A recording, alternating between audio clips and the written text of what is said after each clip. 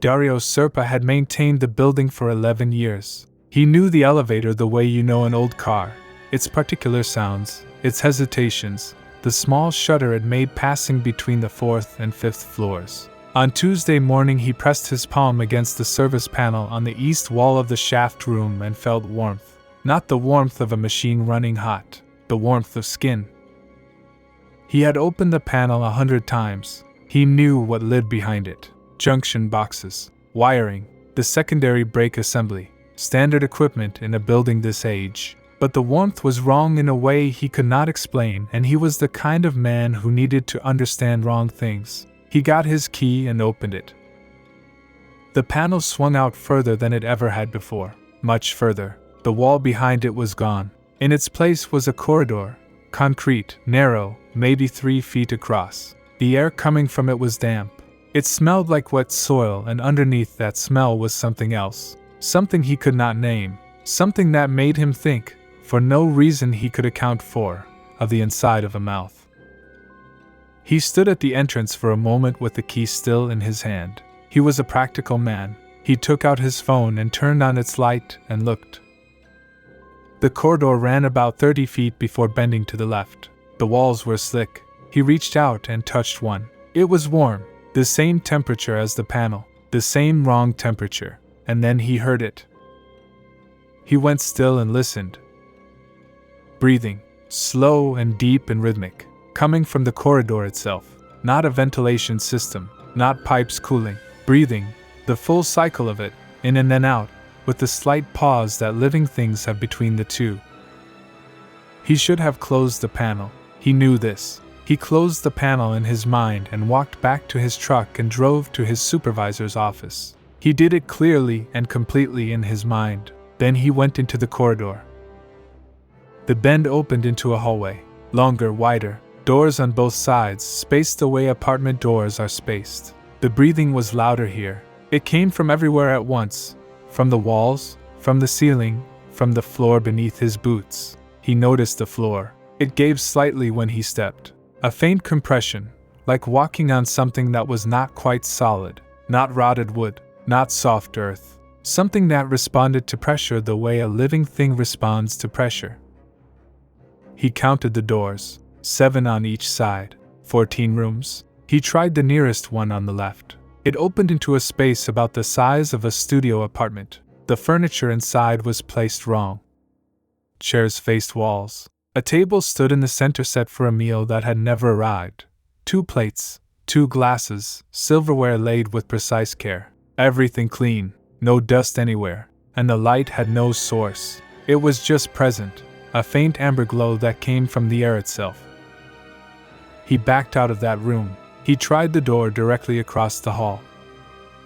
The smell reached him before he could see anything. Copper, salt, something sweeter below both of those. He did not go through that door. He pulled it shut and stood in the hallway and breathed through his mouth. That was when he heard the other sound, different from the breathing, further down the hallway. A soft, wet drag. The sound of weight being moved across a damp surface. Slow and deliberate. He pointed his phone light down the hallway. The hallway was empty.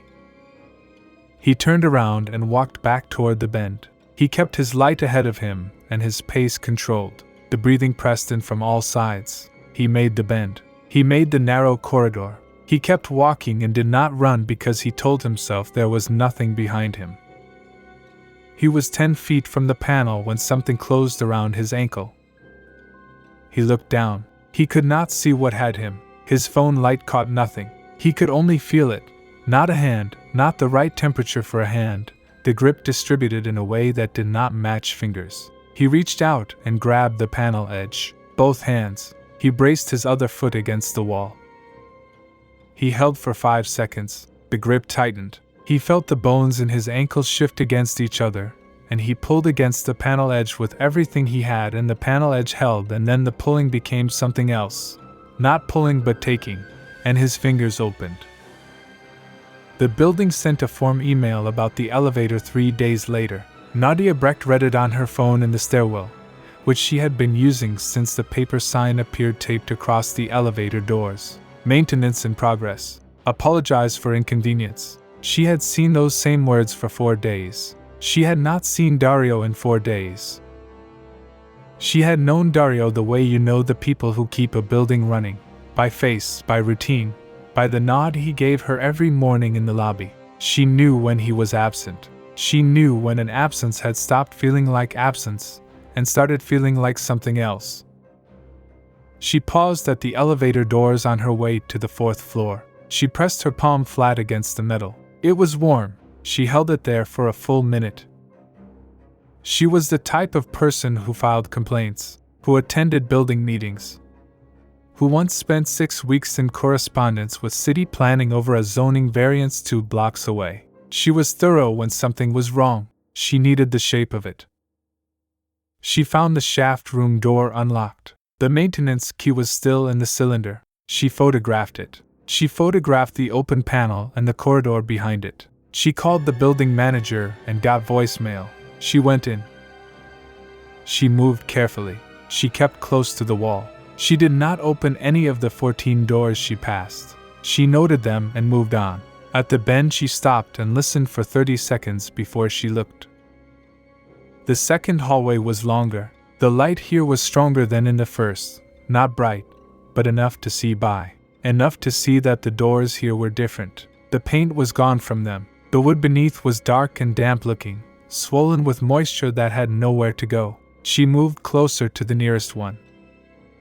The marks were at floor level, scratched into the wood just above where the floor met the frame. Long parallel lines, pressed deep, the spacing of fingers. The kind of marks a person makes when they have been trying to get out for a long time. She crouched and looked at them. She photographed them.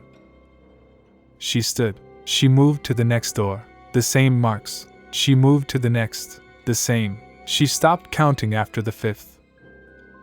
Then the knocking started. From the door directly across the hallway. 3 soft knocks. A pause. 2 soft knocks. She stood still and listened to the pattern repeat. 3. Pause. 2. She knocked back on the wall beside her. 3. Pause. 2. The knocking stopped. The door opened.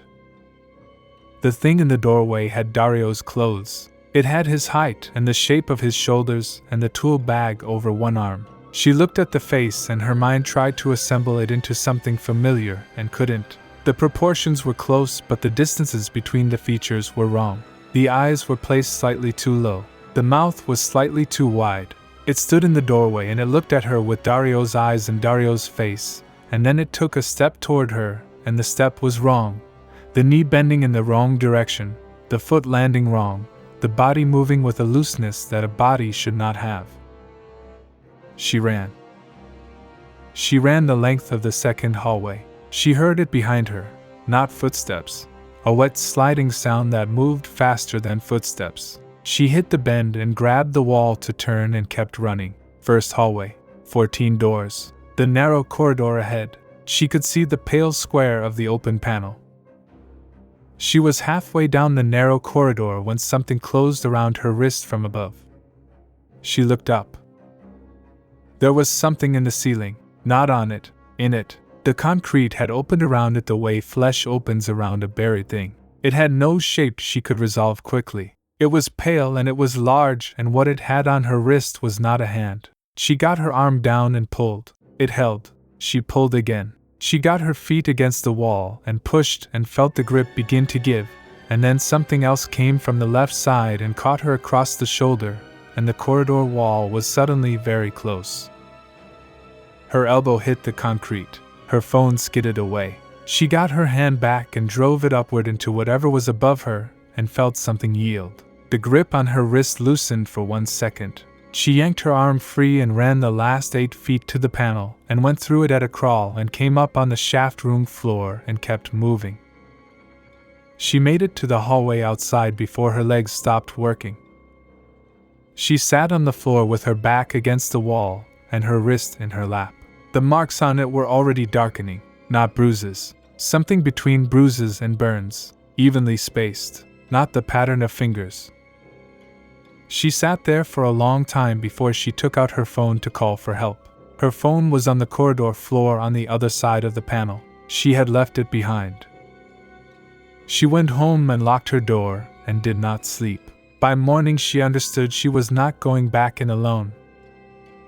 Lena Varga had lived in the building for 9 years. She was on the 6th floor, near the stairs, in the apartment with the window that faced the interior courtyard. She had known Dario by first name. She had known Nadia well enough to water her plants once when Nadia was away. She knew both of them were gone, and she knew the shape of that fact in a way the police had not yet acknowledged.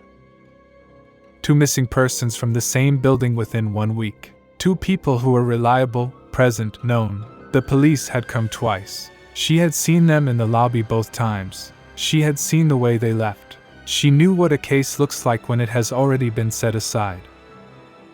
She spent 3 days watching the elevator. She pressed her palm against the doors every time she passed them. She noted the temperature. She noted when the warmth changed. She read everything she could find about building construction and maintenance access, and she did not find any explanation for what she was feeling. She went in on a Thursday at 2 in the morning. She chose the time deliberately. The building was quiet. She was calm. She had prepared. She had a headlamp, not a phone light, so her hands would be free. She had a folding knife. She had a length of cord tied through the panel hinge, the other end looped twice around her left wrist. She had thought about each of these things for 2 days before she chose them. The cord was the most important. Even in total darkness, she could find the way back. She was not going to end up like the others. She was not going to end up like Nadia, who had gone in without a lifeline and come out without her phone and with her wrist marked in a way she had shown Lena 2 days ago, her voice very flat and steady while she explained what had happened and what she had seen. The breathing hit her as soon as she entered the corridor. She stood at the entrance and let it settle over her. She counted the rhythm. 12 seconds in, 8 seconds out. She let her body learn it. She let it become background. Then she moved. The first hallway. 14 doors. She did not look at any of them. She moved through quickly and turned the bend. The second hallway. The old doors with their swollen wood. She looked at the scratch marks, and then she looked away and kept walking. She went all the way to the end. No one had gone that far before her. She knew this. There was a third hallway, short, maybe 15 feet, and at the end was an opening with no door. Just a threshold, the concrete around it slightly recessed, slightly smoother than the rest, like an entrance that had been used for a very long time. The light inside was different, warm and faintly orange, like light coming through something thin and translucent, like a lamp behind a curtain of skin. She stood at the threshold. The room beyond was wrong in its size. It was larger than the hallway had suggested, and larger than the building above could account for. The floor was the same compressed softness she had felt the whole way in, but here it moved visibly. A slow rise, a slow fall. She understood what she was looking at. She understood it the way you understand a fact you have been building toward for days, not with surprise but with a cold, settling certainty. The floor was not a floor. The walls were not walls. She was standing in the body of something. The creature was in the far corner. It was not hiding. It did not behave as though hiding was a concept that applied to it. It occupied the corner with both walls touching its body on 2 sides, and it was large, larger than the corner should have accommodated, its mass somehow arranged into the space in a way she couldn't fully follow. It was pale, the pale of something that had grown in the dark for a very long time and had no reason to be any other color. Its body was folded in a way that suggested more joints than a body should have, the limbs tucked against it at angles she looked at directly, and then couldn't hold in her mind. The face, or what was in the place a face would be, was lower than it should have been on the body. The features there were dense and clustered, and she looked at them for 3 full seconds and then looked at the wall to the left of it instead. She counted its breathing. In 12, out 8. It matched the hallway exactly. It was the source of the hallway. It was the source of all of it. It knew she was there. She understood this immediately. It simply hadn't moved yet. She took one slow step backward. Then another. On the third step it extended. It did not stand up or uncurl. It extended, one limb out to the wall, a second up to the ceiling, both of them reaching distances that the body behind them should not have permitted. It used the wall and the ceiling together to pull itself upright, and when it was upright it was too tall. She did not understand how it fit in the room. She stopped trying to understand and ran. She ran the short hallway. She could hear it behind her, not footsteps. A sound like something large and wet moving fast across a surface it had known for a very long time. She hit the second hallway and did not slow. She felt the cord at her wrist, still connected, still leading forward, and she followed it without thinking. The long hallway, the bend. She grabbed the corner wall to turn, felt the concrete scrape her palm, kept going. Something touched her left shoulder. 3 points of contact. Brief. The tips of something. Not fingers, not claws, something in between. And then she was past the reach of it and into the narrow corridor, and she could see the panel edge in the beam of her headlamp. She went through the panel on her hands and knees. She came up on the shaft room floor. She stood. She crossed the shaft room and opened the door and stepped into the building hallway and stood under the fluorescent lights until her breathing steadied. She reached up and felt her left shoulder. 3 small tears in the fabric of her jacket, evenly spaced, close together. She had her headlamp. She had her knife. She had the cord still looped around her wrist. She cut the cord at the panel edge, pulled the door shut behind her, and walked to the stairs. She filed a report at 7 that morning. The officer who took it listened without interrupting and asked her to walk through it again. She did. He asked if she had been under significant stress recently. She told him she had not. He asked about Dario and Nadia, and she said that was precisely why she was there. She pulled up the photographs she had taken with her phone before she went in. The open panel, the corridor, the warm concrete walls. He looked at the photographs carefully. He turned the phone sideways. He handed it back and told her that every older building had maintenance corridors. He told her he would pass the report along and that someone would follow up. Nobody followed up. Nadia called her 4 days later. Her voice was the same flat, steady voice she had used to describe what had happened to her wrist. She told Lena she was leaving the building. She told Lena the marks on her wrist had not faded. They were still the same depth and color they had been the morning after. They were not healing. She said she did not know what that meant. She said she did not want to find out. Lena went back to the building once to collect the rest of her things. She had not slept there since the night she went in. She had been staying with her sister. She moved through the lobby quickly and pressed the elevator call button without thinking and waited. The elevator arrived. The doors opened. She stepped in and pressed 6. The elevator moved. It passed the 4th floor. It passed the 5th. She felt the faint shudder between 5 and 6, the same small shudder it had always made, and the doors opened on her floor. She stood in the elevator for a moment before she stepped out. The building was normal. The elevator was normal. The panel in the shaft room was presumably closed and latched and warm to the touch. Down on some floor that appeared on no blueprint, there was a hallway that breathed. There were 14 rooms with their marks on the door frames. There was a room at the end with no door, and something in it that had been there longer than the building and would be there after the building was gone.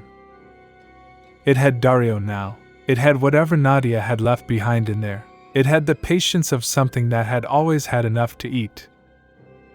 A new maintenance supervisor started on Monday. She had seen the building manager's email. She packed her last 2 bags and took them to the elevator and pressed the lobby button and wrote it down without looking at the walls.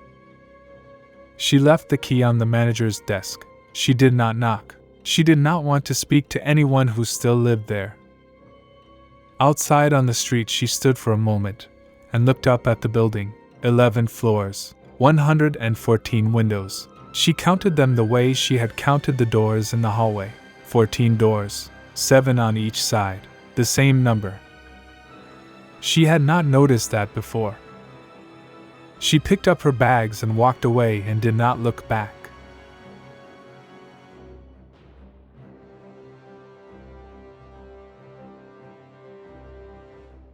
If you enjoyed this video, please do not forget to like, comment, or share this video with your friends. Subscribe to our channel to hear more stories like this one.